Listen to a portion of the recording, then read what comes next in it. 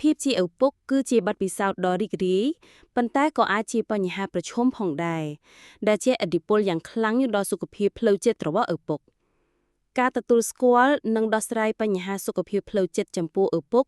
គឺមានសារៈសំខាន់មិនត្រឹមតែសម្រាប់សុខុមាលភាពរបស់ឪពុកប៉ុណ្ណោះទេប៉ុន្តែក៏សម្រាប់សុខភាពផ្លូវចិត្តរបស់កុមារនិងក្រុមគ្រួសារទាំងមូលផងដែរយុទ្ធសាស្ត្រដោះស្រាយសម្រាប់ឪពុកអ្នកជំនាញបានចែករំលែកនូវគន្លឹះសំខាន់ៗមួយចំនួនដើម្បីជួយឪពុកដោះស្រាយជាមួយបញ្ហាសុខភាពផ្លូវចិត្តនិងលើកកម្ពស់សុខុមាលភាពផ្លូវអារម្មណ៍និយាយរឿងក្នុងចិត្តការចែករំលែកអារម្មណ៍និងកង្វល់ជាមួយមិត្តភក្តិជិតស្និទ្ធអ្នកចាស់ទុំដែលគួរឲ្យទុកចិត្តបន្ទាត់ជំនួយសុខភាពផ្លូវចិត្តឬអ្នកព្យាបាលរោគអាចជាកម្លាំងសុវត្ថិភាពដើម្បីនិយាយដោយគ្មានការវិនិច្ឆ័យបង្កើតទម្លាប់ប្រចាំថ្ងៃទម្លាប់អាចបង្កើតអារម្មណ៍កក់ក្ដៅព្យាយាមធ្វើរឿងតូចៗប្រចាំថ្ងៃដូចជាអានសៀវភៅមួយទំព័រលំហាត់ប្រាណបន្ធូរអារម្មណ៍ខ្លីៗឬរត់ជុំវិញតំបន់ជុំវិញផ្ទះទទួលយកដំណើរការសិក្សាគ្មាននរណាម្នាក់មានចម្លើយទាំងអស់តាំងពីដំបូងឡើយផ្ដល់ឱកាសឲ្យខ្លួនឯងសង្កេតនិងរៀនពីរបៀបធ្វើជាឪពុកម្ដាយ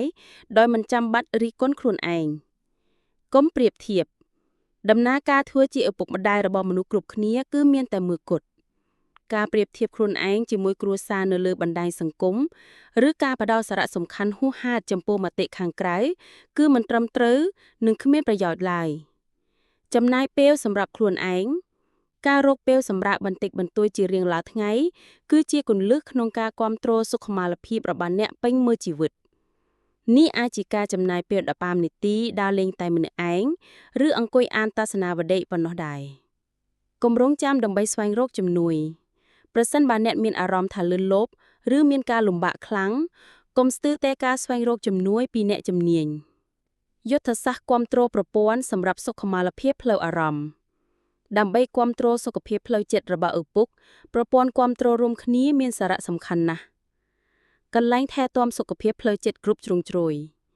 កន្លែងថែទាំសុខភាពគួរតែផ្ដោតការគាំទ្រផ្ដោតលើឪពុក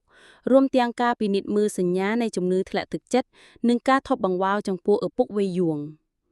អ្នកជំនាញផ្នែកវិទ្យាសាស្ត្រនិងសុខភាពសម្ព័ន្ធ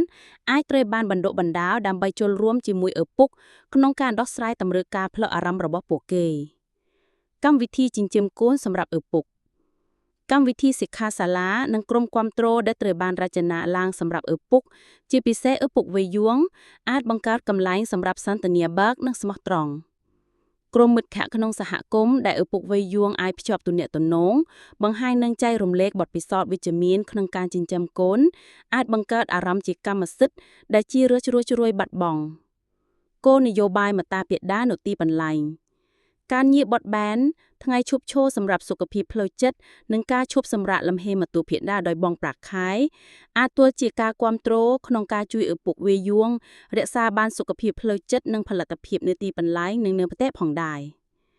ការសន្ទនាបើកក្នុងមុខទំនាក់ទំនងការទទួលស្គាល់និងផ្ទៀងផ្ទាត់អារម្មណ៍គ្នាទៅវិញទៅមក